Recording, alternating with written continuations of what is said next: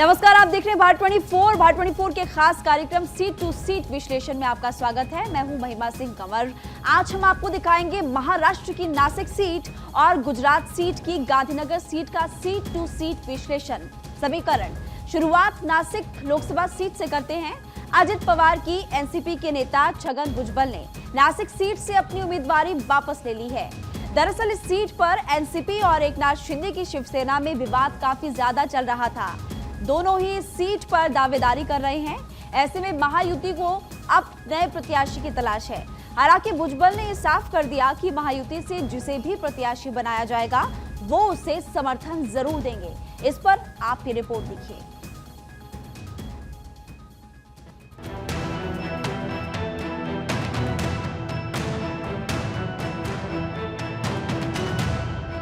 NDA versus India गठबंधन, किधर जाएगा इलेक्शन?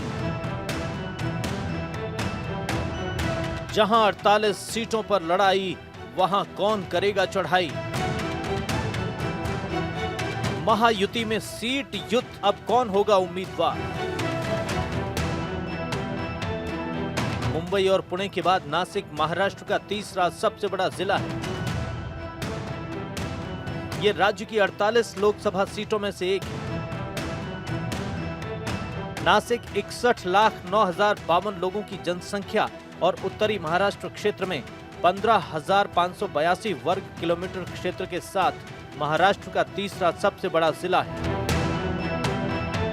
यह उत्तर में धुले, पूर्व में जलगांव, दक्षिण पूर्व में औरंगाबाद, दक्षिण में अहमदनगर, दक्षिण पश्चिम में ठाणे, पश्चिम में गुजरात के वलसाड और नवसारी जिलों और उत्तर पश्चिम में डांग जिले से घिरा है।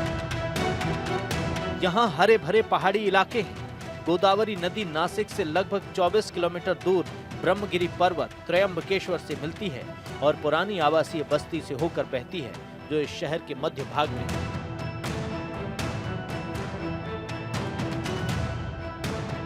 महायुति में यह सीट एनसीपी के हिस्से में जा रही है और छगन भुजबल को टिकट देने का ऐलान किया गया था। लेकिन छगन भुजबल के लिए यह सीट आसान नहीं होगी, क्योंकि मराठा समाज उनसे बहुत नाराज है और उनके खिलाफ अपना उम्मीदवार उतारने की घोषणा कर चुका है। महाराष्ट्र में ओबीसी समुदाय का चेहरा माने जाने वाले नेता छगन भुजबल के लिए यह चुनाव अब खाली हाथ ही जाने वाला है। एनसीपी नेता छगन भुजबल ने नासिक सीट से अपनी उम्मीदवारी वापस ले ली है। छगन भुजबल ने कहा है कि वो नासिक सीट से चुनाव मैदान में नहीं उतरेंगे। महायुति की तरफ से छगन भुजबल को लड़ने के लिए कहा गया था। एनसीपी की तरफ से पहले समीर भुजबल का नाम सुझाया गया था, लेकिन बीजेपी नेतृत्व की तरफ से छगन भुजबल को चुनाव लड़ने के लिए कहा गया। भुजबल पहले लड़ने को तैयार हो गए थे, अब उन्होंने चुनाव से हटने का ऐलान किया है। हालांकि भुजबल ने ये साफ कर दिया है कि महायुति से जिसे भी प्रत्याशी बनाया जाएगा वो उसे समर्थन देंगे। साथ ही अपील की है कि महायुति को जल्द ही प्रत्याशी उतार देना चाहिए, क्योंकि देरी से गठबंधन की संभावनाओं पर असर पड़ेगा। नासिक सीट पर शिवसेना के हेमंत गौडसे सांसद हैं। वो इस सीट पर अपनी उम्मीदवारी को लेकर जोर लगा रहे हैं। सीट बंटवारे को लेकर कुछ तय नहीं हो पाने की वजह से भुजबल ने अपनी दावेदारी से हटने का ऐलान कर दिया है। नासिक में महायुति की तरफ से उम्मीदवार की घोषणा नहीं की गई, जबकि महाविकास अघाड़ी के उम्मीदवार ने प्रचार का एक चरण पूरा कर लिया है। महाविकास अघाड़ी की चर्चा से नासिक का मसला हल नहीं हुआ। छगन भुजबल के पीछे हटने के बाद अब महायुति में प्रत्याशी का संकट खड़ा होता दिखाई दे रहा है। 1996 में यहाँ शिवसेना की वापसी हुई और राजाराम गौडसे सांसद बने। 1998 में कांग्रेस ने माधवराव पाटिल को प्रत्याशी बनाया और उन्हें जीत मिली। 1999 में शिवसेना के उत्तमराव ढिकले सांसद निर्वाचित हुए। 2009 में एनसीपी और 2014 और 2019 में यहां से शिवसेना को जीत मिली और हेमंत गौडसे सांसद बने। नासिक जिले में 15 विधानसभा सीट हैं और 12 विधानसभा सीट अहमदनगर जिले में है। नंदुरबार और धुले जिले आदिवासी बहुल इलाके हैं और यहाँ पारंपरिक रूप से कांग्रेस मजबूत है। पूर्व केंद्रीय मंत्री मानिकराव गवित पहले नंदुरबार के लोकसभा क्षेत्र का प्रतिनिधित्व करते थे। अब यहां से 9 साल लगातार प्रतिनिधि रहे। हालांकि यहां कांग्रेस के गढ़ में पहली बार तब दरार आई जब बीजेपी ने हिना गवित, राकांपा के दिग्गज नेता विजय कुमार गवित की बेटी को पार्टी में शामिल कर लिया। Bureau report, Bharat 24। देखिए 2019 का जनादेश नासिक सीट से शिवसेना के हेमंत गोडसे ने जीत हासिल की। उन्हें 5,63,599 वोट उस वक्त मिले थे, जबकि एनसीपी के समीर भुजबल को 2,71,395 वोट मिले।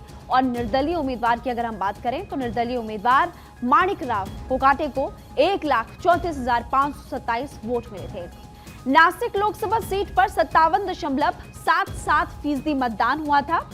अब बात करते 2014 की। दरअसल साल 2014 के लोकसभा चुनाव में यहां से शिवसेना के हेमंत गोडसे चुनाव जीतकर संसद पहुंचे थे।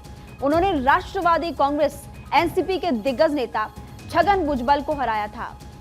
इस चुनाव में गोडसे को 4,94,735 वोट हासिल हुए थे, जबकि एनसीपी के छगन भुजबल को 3,07,399 वोट उस वक्त मिले थे। साल 2014 का जनादेश हम फिलहाल आपको बता रहे हैं कि किस नेता को कितने वोट फिलहाल मिले और कैसे आपने देखा कि इतिहास इस सीट का रहा। और चलिए अब नजर डालते हैं नासिक लोकसभा चुनाव के इतिहास पर। यहां कब किस पार्टी का सांसद चुनकर आया, शुरुआत करते हैं और विस्तार से आपको जानकारी देते हैं। शुरुआती साल की बात करेंगे 1952 से शुरुआत हुई थी यहां पर चुनाव की, और यहां से कांग्रेस पार्टी के GH देशपांडे सांसद फिलहाल बने थे। पूरी जानकारी फिलहाल हम आपको दे रहे हैं।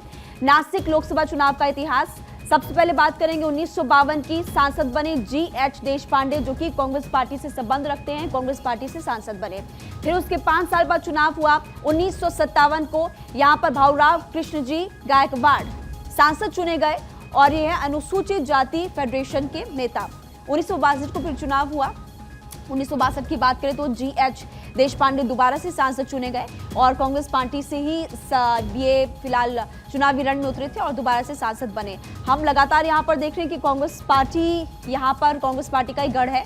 1963 में फिर से चुनाव हुआ और यशवंतराव बलवंतराव चव्हाण कांग्रेस पार्टी के उम्मीदवार बने और जीत हासिल करते हुए फिलहाल नजर आए थे।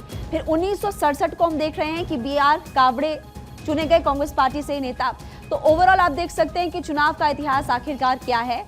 1977 को बात करें, विठ्ठला भांडे जो कि शेटकरी कामगार पक्ष से संबंध रखते थे। 1980 की बात करें तो प्रतापराव वाघ, और इसके अलावा कांग्रेस पार्टी के देखिए आप 1980 से 84 में पहले प्रतापराव वाघ जीते और उसके अलावा मुरलीधर माने भी फिलहाल चुनाव जीतते हुए नजर आए।